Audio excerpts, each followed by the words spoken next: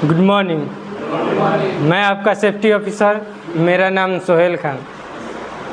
आज मैं यहाँ पे टीवीटी देने के लिए उपस्थित हूँ और टीवीटी में मैं यहाँ पे टीवीटी दूंगा कन्फाइंड स्पेस पे। तो पहले समझते हैं कि कन्फाइंड स्पेस होता क्या है।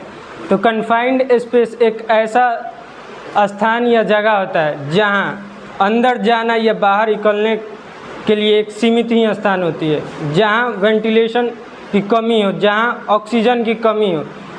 ये डिज़ाइन किया हुआ रहता है कि इसमें लगातार काम ना हो, इसमें ऑक्सीजन की कमी हो, उसे हम कन्फाइंड स्पेस कहते हैं। उदाहरण के लिए टैंक, नाली, सीवेज वगैरह वगैरह, इसमें बहुत सारी खतराएं हैं। मैं आपको कुछ ही खतराओं को बताऊंगा और उसका सावधानियों को भी बताऊंगा। तो सबसे पहला खतरा है कि ऑक्सीजन की कमी। अगर ऑक्सीजन का लेवल 19.5 से अगर नीचे है तो ये ऑक्सीजन की कमी मानी जाती है। ऑक्सीजन की कमी होगी तो आपको दम घुटेगा, सांस लेने में दिक्कत होगी, या आप बेहोश होकर गिर भी सकते हैं, या आपकी मृत्यु भी हो सकती है। अब ऑक्सीजन की कमी है, अगर ऑक्सीजन अधिक भी हो जाएगा, अगर ऑक्सीजन 23.5% से अगर ऊपर चला जाए तो ये भी खतरा है। तो इसमें खतरा है कि ज़्यादा आग जल्दी पकड़ ले या विस्फोट होने का चांस तेज़ी से हो जाए, यानी एक भी चिंगारी मिलेगा तो विस्फोट हो जाएगा। और पुअर वेंटिलेशन यानी हवा का आवागमन ना होना, ये भी एक खतरा है। पुअर लाइटिंग यानी लाइट का सही तरीके से ना होना। अगर लाइट सही तरीके से ना होगा, हमें कन्फाइंड स्पेस पे कुछ दिखाई नहीं देगा और हमको काम करना है, तो कैसे होगा? वही हो गया कि अंधा से टाइम पूछ रहे हैं कि घड़ी में कितना बज रहा है।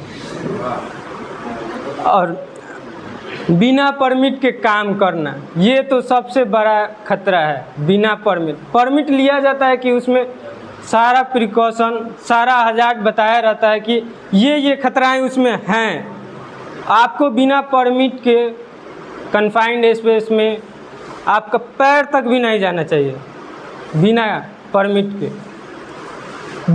और उसके बाद बिना गैस टेस्टिंग के अगर आप चले गए तो उसमें बहुत सारी कन्फाइंड स्पेस में ज़्यादातर जहरीली गैस होती हैं, जो कि सामान्य हैं H2S हाइड्रोजन सल्फाइड और CO carbon monoxide.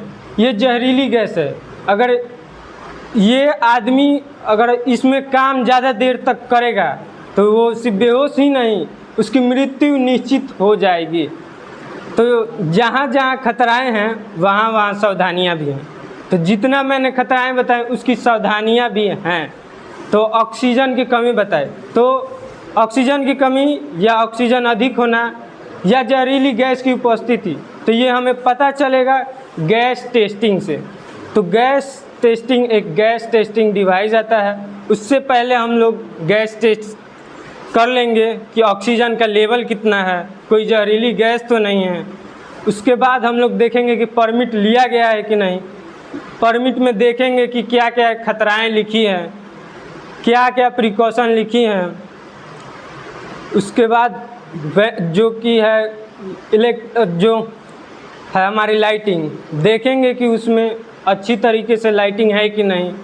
Confined space में देखेंगे कि दिख रहा है कि नहीं अच्छी तरीके से। अगर लाइटिंग नहीं हो तो हम लोग 24 वोल्ट और फ्लेम प्रूफ लाइटिंग का उपयोग करते हैं। फ्लेम प्रूफ इसलिए करते हैं ताकि आग ना लगे। अगर इतनी सारी खतराएं में से कोई भी एक खतरा हो जाती है और इमरजेंसी प्लानिंग है आपके पास, और तो आप अगर खतराएं हो गए, मान लीजिए कि ऑक्सीजन एक ही बार बढ़ गया तो आप घबरा जाएंगे। तो इसमें घबराना नहीं है, आपको आराम से ऊपर आना है। आपको अपने अटेंडेंट से कहना है कि ऑक्सीजन का लेवल बढ़ गया है, या आपके पास जो भी कम्युनिकेट करने के लिए डिवाइस है उससे बताना है कि इसमें ये खतराएं आ गई हैं। घबराना तो बिल्कुल ही नहीं है। ऐसे ही बहुत सारी खतराएं हैं। मैं तो जितना खतरा जानता हूँ आपको बता दिया हूँ, लेकिन मुझे उसमें तो काम नहीं करना है। काम आपको करना है और सुरक्षित आपको रहना। मैं तो सिर्फ बता दिया हूँ कि ये खतराएं हैं, ये सुरक्षा है। लेकिन अगर आप उसको फॉलो नहीं करेंगे, उसका पालन नहीं करेंगे, तो आपको नुकसान होगी। आप सोच रहे हैं कि सेफ्टी वाला तो सिर्फ ऐसे ही बता दिया, उसका काम है, हाँ मेरा काम है, मैं बता दिया, लेकिन मुझको तो कन्फाइंड स्पेस में उतर के काम नहीं करना है, काम तो आपको करना है। मैंने तो कुछ ही खतराएं बताए, आप जाएंगे वहाँ पे दूसरी खतराएं हो जाएंगी, तो आपको करना कुछ नहीं है। आपको अगर खतराएं आ जाती हैं या कोई नया ही खतरा एक ही बार हो जाता है, तो आपको सबसे पहले कन्फाइंड स्पेस में से निकलने की कोशिश करना है। कुछ भी हो जाए, आपका सुपरवाइज़र कितना भी जिद कर रहा है कि नहीं आज काम है, इतना करना ही है, उससे नहीं मतलब है। आप आए हैं यहाँ पे काम करने, सब कोई आया है काम करने पैसा के लिए, कि हम काम करेंगे तो पैसा मिलेगा तो मेरा परिवार कहीं ना कहीं आगे बढ़ेगा।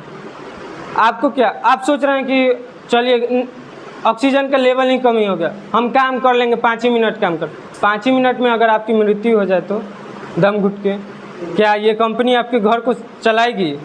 मैं तो कहता हूँ कि नहीं चलाएगी। ज़्यादा से ज़्यादा कंपनी करेगा तो 2 लाख 3 लाख रुपया दे देगा, तो 3 लाख में अगर आपका घर चला जाए तो आज ही आप खतराए में जाके दब के मर जाए। मैं तो यही कहूँगा, संग मुझे ही मार दें ताकि मेरा भी परिवार चल जाए 3 लाख रुपए में। अगर आप सोच रहे हैं कि अगर उतना में चल जाएगा तो मैं तो कहूँगा कि आप भी मरे, हमको भी मार दें और 3 लाख में चले जाए। लेकिन देखिए, एक कंपनी में एक वर्कर है, अगर वो चला जाता है या उसके कुछ हो ही जाती है दुर्घटना, तो उस वर्कर के जगह पे बाहर में 100 वर्कर खड़े हैं कि मैं आके उसके जगह पे काम कर सकता हूँ। लेकिन आपके माँ को फिर बेटा नहीं मिलेगा, आपके पिता को फिर वो बेटा नहीं मिलेगा, आपके पत्नी को आप नहीं मिलेंगे, आपके बच्चे को फिर वो पिता नहीं मिलेगा। मैं यही कहूँगा कि मैंने कुछ ही खतराएं बताई हैं आपको, और जो खतराएं बताई हैं, जो प्रिकॉशन बताई हैं, उसको पूरी तरीके से फॉलो करना है। और हंसते हुए आए हैं, हंसते हुए जाएंगे। जय सुरक्षा, जय सुरक्षा, जय सुरक्षा। धन्यवाद।